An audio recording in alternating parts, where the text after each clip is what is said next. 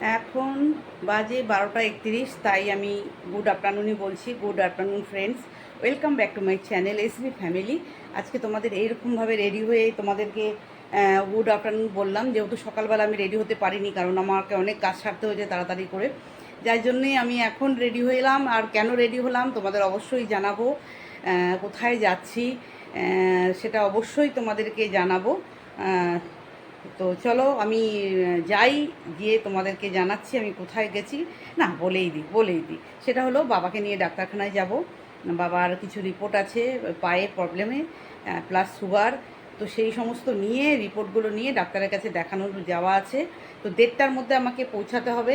এখন অলরেডি 12:30 বেজে গেছে। এখন আমি আমার অন্য চ্যানেলের জন্য একটা ভিডিও করে তারপরে বেরিয়ে যাব। মানে সব দিকটাই আমাকে রেডি দেখতে হবে, ওটাও করতে হবে, এটাও করতে হবে, যতটা পারি সামলানোর চেষ্টা করি, যতটুকু দেয় আমার থেকে। তো চলো দেরি না করে রেডি হয়ে যাই ফটাফট। রেডি তো হয়েই গেছি। ভিডিওটা করে ফেলি, করে আমি পোস্ট করে বেরিয়ে যাব। তো চলো আমি গিয়ে তোমাদেরকে দেখাচ্ছি। দেখো ফ্রেন্ডস, আমি বেরোনোর আগে রেডি তো হয়ে গেলাম। দিয়ে বেরোনোর আগে বোম্বাকে খেতে দিয়ে দেবো, কারণ বোম্বাকে আমি কতক্ষণে ফিরবো নিজেও জানি না, কারণ ডাক্তারের কাছে যাচ্ছি। তো সেই জন্য ভাবলাম ওকে খেতে দিয়ে দিই। অলরেডি ওর একটার সময় ওর খাওয়ার টাইম, বাট এখন 12:30 মতো, 12:35 বাজছিল। তো ওর দিতে দিতে 1:45 বেজে যাবে। তো সেই সময় ওকে ভাবলাম খেতে দিয়ে দিই ওকে, নাহলে আবার অসুবিধা হয়ে যাবে। সেই জন্য বোম্বাকে খেতে দিতে আমি কিচেনে গেছি। আর এদিকে ক্যামেরাটা রেখেছি বলে দেখো লাইটে এত ফোকাস পড়েছে না, তো ভালো করে পিকচারটা আসেনি, একটুখানি হেজি টাইপের এসছে। তো যাই হোক, আমি কিচেনে গেছি এই খাবার দিতে বোম্বাকে। তো চলো তোমরা দেখতে থাকো, বোম্বাকে খাবার দেবো আর তারপরে আমি বেরিয়ে যাব, সেটা তোমরা দেখবে। আমি একটা একটা করে প্রত্যেকটা যতটুকু পেরেছি ততটুকু তুলেছি তোমাদের জন্যে। তো চলো বাবাকে ডাক্তার দেখাতে নিয়ে গেলাম। আর ডাক্তারে যেটা বলেছে সেটা শোনো তোমরা। আমি পরে আর কোনো নেই বলার মতো। তো চলো পরেই বলছি তোমাদের, কারণ ভয়েস দিচ্ছি তো এখন। তো তার সেই সিনটা একটু পরেই আছে। তো চলো দেখতে থাকো।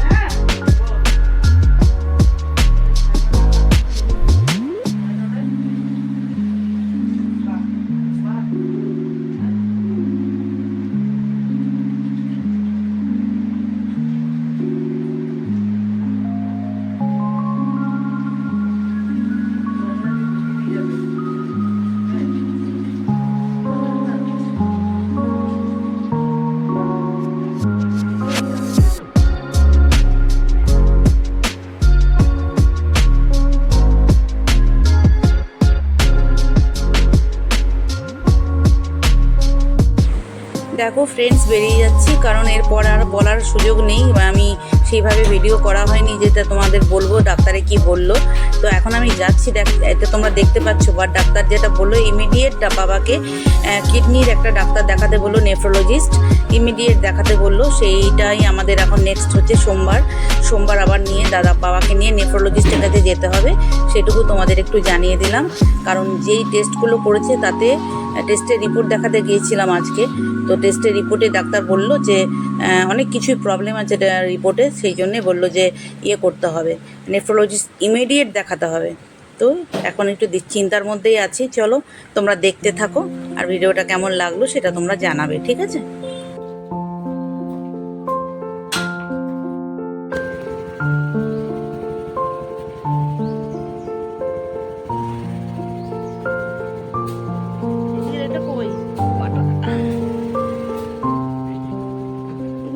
পায়ের পাদানিটা বার করে দেখো। চলো চলো, না লাগবে না, তুমি চলো।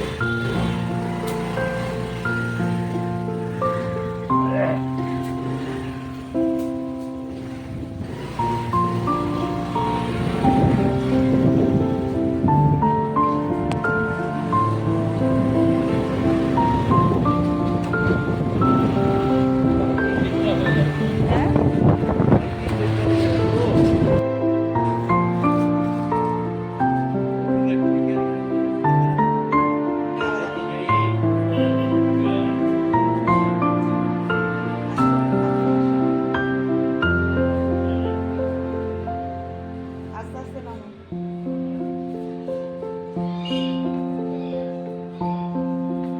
হয়ে গেছে, ডাক্তার দেখানো।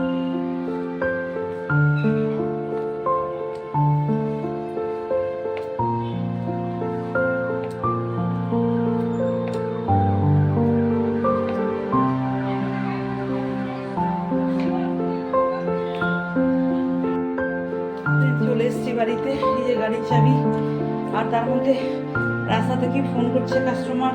সে কালকে তোমাদের দেখালাম না, হেনা ভিজিয়েছি সকালে, তো মেনি বন্ধ করে দিয়ে গেছিলাম আমি।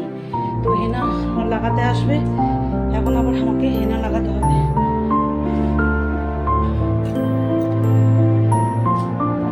আসি, হাত পা করে ধুয়ে নিই, তারপরে কাস্টমার এলে আমাকে হেনাটা লাগাতে যেতে হবে। আর যদি বিকেল করে আসতো মেয়েটা থাকতে পারতো। তো চলো টাটা, দেখি। দেখো ফ্রেন্ডস, কাস্টমার এসে গেছে। এই দেখো, ইনি চুলটা কাটবেন, তারপরে হেনা করবে। তো আমি কাটিংটা করে দিয়েছি। এই দেখো সাদা চুল বেরিয়ে গেছে, সেটা হেনা করব। আগে কাটিংটা করে নিল, চুলটাকে শর্ট করে দিল, কারণ এরকমই ছিল ওনার আগে, আর ওনাকে খুব মানায় এই কাটিংটায়। তো চলো, গুড ইভিনিং ফ্রেন্ডস। এখন বাজে পৌনে পাঁচটা। তোমাদের যতটুকু পারলাম দেখালাম। আমার ওই কাস্টমারটার চুলটা বড়, আগে ওরকম কাটি ছিল, তারপরে একটু বড় করলো। 1 বছর ধরে 1 বছর ধরে চুলটা বড় করেছিল। তারপর তোমাদের দেখালাম যে কেমন সাইজ ছিল, তারপরে ওরকম কাটিং করে দিলাম, তারপরে হেনা করলো, তারপরে চলে গেল। আমি এই উপরে আসলাম এই 4:45টার সময়। আর আমাকে দিয়েছে, উনি গেছিলো কুম্ভতে, হ্যাঁ কুম্ভতে গিয়েছিল, সেইখান থেকে আমার জন্যে। আর পুরীতেও গেছিলো, পুরীতে, এটা হচ্ছে পুরীর প্রসাদ। এই যে ফোর্টে, এই যে পুরী লেখা আছে, দেখো, এই দেখো পুরী, একদম প্যাকিং করা। এই যে উনি যেখানেই বেড়াতে, উনি লন্ডন গেছিলো, আমার জন্য নিয়ে এসছে গিফট। এই কাস্টমার আমাকে অনেক গিফট দিয়েছে, একটা মেকআপের ব্রাশ সেট দিয়েছে। আর কুম্ভ থেকে আমাকে এনে দিয়েছে, দাঁড়াও দেখাই। কুম্ভ থেকে বললো, ম্যাডাম এইটা আপনার জন্য কুম্ভ থেকে এনেছি। ওফ, আমার এইটা আমার জন্যে যে কত মূল্যবান গিফট চিন্তা করতে পারবে না। এইটা, এই দেখো হেনা হাতে করে লাগিয়েছি। হেজে মেয়েটা এখনও আসেনি, এখন মেয়েটা আসবে। ওর টাইম হচ্ছে 5টা থেকে। ততক্ষণে আমি সব কাজ সেরে ফেললাম। আর একটা পুরীর প্রসাদ এখন খাবো। দেখা যাক, প্রচুর মিষ্টি আছে তো, এখন তো খাচ্ছি না, তবুও খাবো। পুরীতে কিনে দিয়েছি একটা প্রসাদ, খাবো। আর এইটা কুম্ভ থেকে বললো কি দেবো, আমি বুঝতে পারছি না। আমি যে তুমি যে কুম্ভ হয়ে গেছিলে, যে হ্যাঁ আমি একদম করেছি। গল্প করলো, অনেকক্ষণ গল্প করলো। আর এই ছোট্ট পটটা আমার জন্য এনে দিয়েছে, দারুণ দারুণ দারুণ। তো যাই হোক, এই কাস্টমার আমাকে অনেক গিফট করে, আর আমিও যেখানে যাই ওনার জন্য নিয়ে আসি, কিছু না কিছু নিয়ে আসি। তো চলো টাটা, এখানেই রাখি ব্লগটা। সারাদিন খুব ব্যস্ততার মধ্যে গেল। সকাল থেকে উঠে তাড়াতাড়ি করে কাজ সেরে, দেখলে বাবাকে নিয়ে ডাক্তারখানায় গেলাম, এলাম তাড়াতাড়ি করে চান করে পুজো দিয়ে আবার এই কাস্টমার ছাড়লাম। উনি অনেক কাজ করলো, সেই কাজগুলো করে তারপরে এই উপরে আসলাম। এখন খাবো চা, মাসি আসবে, চাটা দেবে। চা খাওয়ার পর আর টানতে পারবো না ব্লগিংটা, এক হাতে করে নিয়ে তোমাদের সাথে কথা বলছি। তো চলো একটুকুই থাকলো, ভালো লাগলে তোমরা লাইক কমেন্ট করো। ব্যাস চলো টাটা, চা খেয়ে নিই। চা, মাসি এসে গেছে, 4:45 বাজে, মাসি এসে গেছে, চা দেবে। চাটা খেলে খেলে একটু এনার্জিটা পাবো, তাই না? তো চলো টাটা।